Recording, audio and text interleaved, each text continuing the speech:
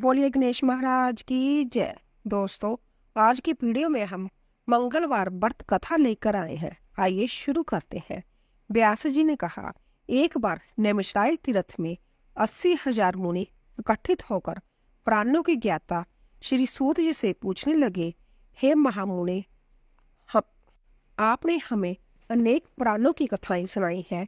अब कृपा करके हमें ऐसा व्रत और कथा बताइए जिसके करने से संतान की प्राप्ति हो तथा मनुष्य को रोग शोक अग्नि सर्व दुख आदि का डर दूर हो, क्योंकि कलयुग में सभी जीवों की आयु बहुत कम है।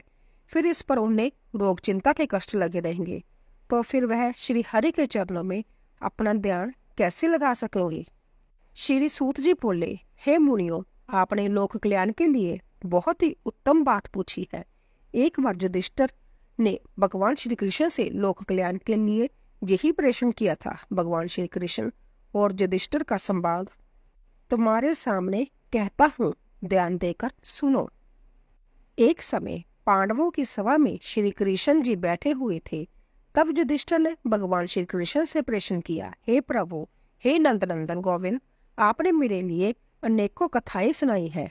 आज आप कृपा करके ऐसा वर्तजा कथा सुनाएं जिसके करने से मनुष्य को रोग चिंता का डर समाप्त हो और उसको पुत्र की प्राप्ति हो। हे प्रभु, बिना पुत्र के जीवन व्यर्थ है। पुत्र के बिना मनुष्य नरकगामी होता है। पुत्र के बिना मनुष्य पितृ ऋण से छुटकारा नहीं पा सकता और ना ही उसका पुनग नामक नरक से उद्धार हो सकता है। अंतः पुत्रदायक व्रत बतलाइए। श्री कृष्ण जी भगवान बोले, हे राजन, मैं एक प्राचीन इतिहास सुनाता हूँ, आप उसे ध्यानपूर्वक सुनो। कुंडलपुर नामक एक नगर था। उसमें नंदा नामक एक ब्राह्मण रहता था। भगवान की कृपा से उसके पास सब कुछ था, फिर भी वह दुखी था। इसका कारण यह था कि ब्राह्मण की स्त्री सुनंदा के कोई संतान ना थी। सुनंदा पतिव्रता थी, भक्तिपूर्वक श्री हनुमान जी की आराधना करती थी। मंगलवार के दिन व्रत करके अंत में भोजन बनाकर हनुमान जी का भोग लगाने के बाद संध्या भोजन करती थी। एक बार मंगलवार के दिन ब्राह्मणी गृह कार्य की अधिकता के कारण हनुमान जी को भोग ना लगा सकी, तो इस पर उसे बहुत दुख हुआ। उसने कुछ भी नहीं खाया और अपने मन में प्रण किया कि अब तो अगले मंगलवार को ही हनुमान जी का भोग लगाकर अन्न जल ग्रहण करूंगी।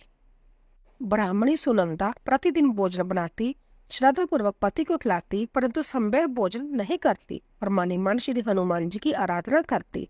इसी प्रकार 6 दिन गुजर गए और ब्राह्मणी सुनंदा अपने निश्चय के अनुसार भूखी प्यासी निराहार रही। अगले मंगलवार को ब्राह्मणी सुनंदा प्रातःकाल ही बेहोश होकर गिर पड़ी। ब्राह्मणी सुनंदा की इस असीम भक्ति के प्रभाव से श्री हनुमान जी बहुत प्रसन्न हुए और प्रकट होकर बोले, सुनंदा, मैं तेरी भक्ति से बहुत प्रसन्न हूँ, तू उठ और वर मांग। सुनंदा अपने आराध्य देव श्री हनुमान जी को देखकर आनंद की अधिकता से विवल हो श्री हनुमान जी के चरणों में गिरकर बोली, हे प्रभु, मेरी कोई संतान नहीं है, कृपा करके मुझे संतान प्राप्ति का आशीर्वाद दो, आपकी अति कृपा होगी। श्री महावीर जी बोले, तेरी इच्छा पूर्ण होगी, तेरे एक कन्या पैदा होगी, उसे अष्टांग प्रतिदिन सोना दिया करेंगे। इस प्रकार कहकर श्री महावीर जी अंतर्धान हो गए। ब्राह्मणी सुनंदा बहुत हर्षित हुई और सभी समाचार अपने पति से कहा। ब्राह्मण देव कन्या का वरदान सुनकर कुछ दुखी हुए, परंतु सोना मिलने की बात सुनी तो बहुत प्रसन्न हुए। विचार किया कि ऐसी कन्या के साथ मेरी निर्धनता अर्थात गरीबी भी समाप्त हो जाएगी। श्री हनुमान जी की कृपा से वह ब्राह्मणी गर्भवती हुई और 10वें महीने में उसे बहुत ही सुंदर पुत्री प्राप्त हुई। यह बच्ची अपने पिता के घर में ठीक उसी तरह बढ़ने लगी जिस प्रकार शुक्ल पक्ष का चंद्रमा बढ़ता है। 10वें दिन ब्राह्मण ने उस बालिका का नामकरण संस्कार कराया।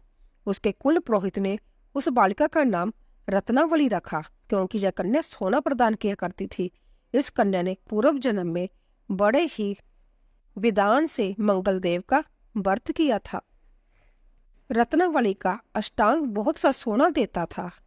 उस सोने से नंदा ब्राह्मण बहुत ही धनवान हो गया। अब ब्राह्मणी भी बहुत अभिमान करने लगी थी। समय बीतता रहा। अब रत्नावली 10 वर्ष की हो चुकी थी। एक दिन जब नंदा ब्राह्मण प्रसन्नचित्त था, तब सुनंदा ने अपने पति से कहा, मेरी पुत्री रत्नावली विवाह की योग्य हो गई है। अंत आप कोई सुंदर तथा योग्य वर देखकर इसका विवाह कर दे। यह सुन ब्राह्मण बोला, अभी तो रत्नावली बहुत छोटी है।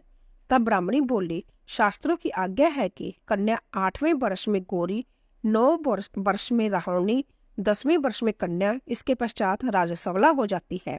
गौरी के दान से पाताल लोक की प्राप्ति होती है, रोहिणी के दान से वैकुंठ लोक की प्राप्ति होती है, कन्या के दान से इंद्र लोक में सुखों की प्राप्ति होती है।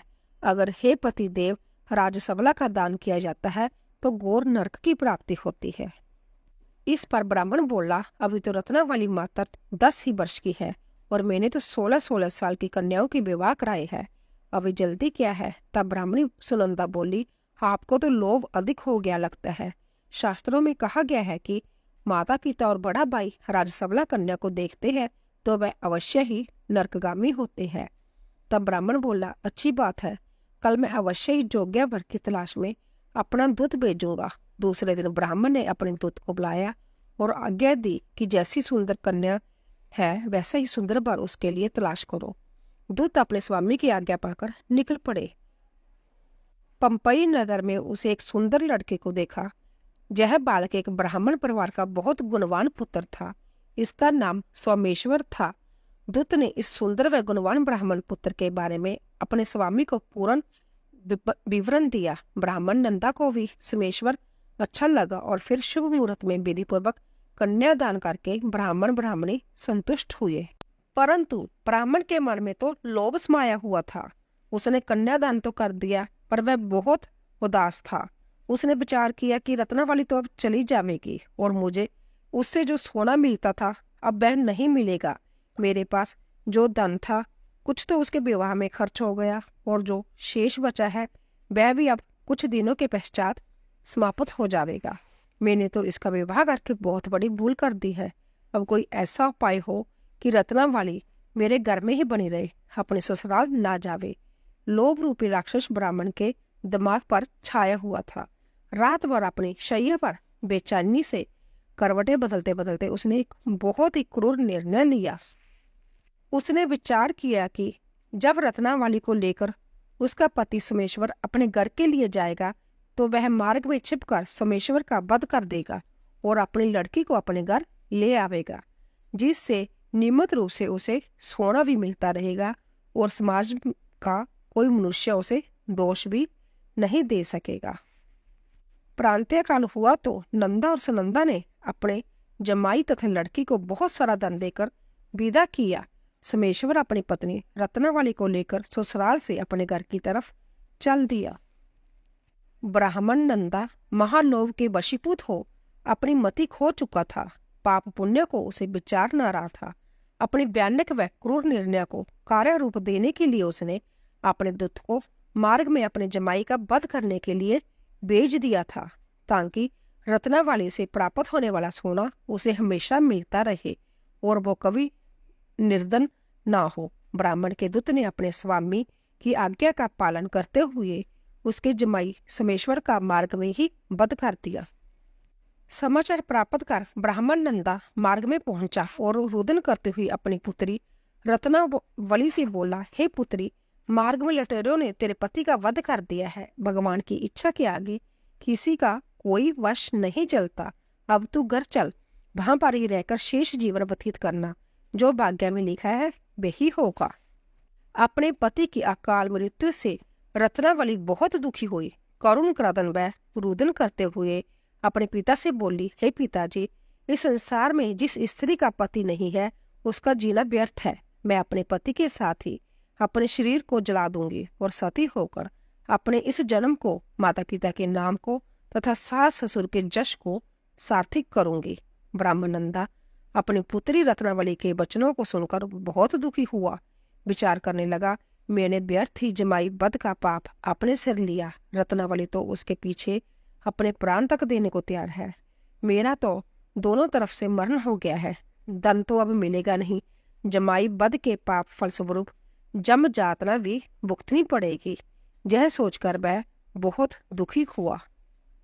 सोमेश्वर की चिता बनाई गई रत्नावली सती होने की इच्छा से अपने पति का सिर अपनी गोद में रखकर चिता में बैठ गई। जैसे ही सोमेश्वर की चिता को अग्नि लगाई गई, वैसे ही प्रसन्न हो मंगलदेव वहां प्रकट हुए और बोले, हे रत्नावली, मैं तेरे पति भक्ति से बहुत प्रसन्न हूँ, तू वर मांग। रत्नावली ने अपने पति का जीवन दान मांगा। तब मंगलदेव बोले, रत्नावली, तेरा पति अजर अमर है, जह महाविद्वान भी होगा, और इसके अतिरिक्त तेरी जो इच्छा हो वर मांग।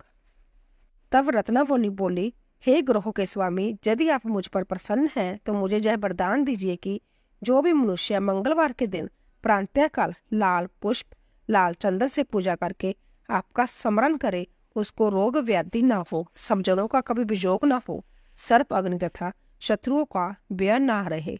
जो स्त्री मंगलवार का व्रत करे वह कभी विधवा ना हो। मंगलदेव तथा अस्तु कहकर अंतर्धान हो गए।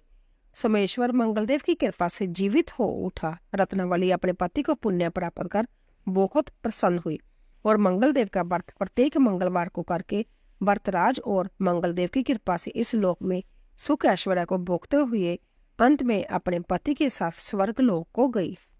बोलिए संकट मोचन हनुमान की जय। तो दोस्तों, अगर आपको हमारी कथा पसंद आई हो, प्लीज जाने से पहले कमेंट बॉक्स में जय श्री राम और हमारी वीडियो को लाइक कीजिए और ज़्यादा से ज़्यादा शेयर कीजिए। आप सभी का धन्यवाद।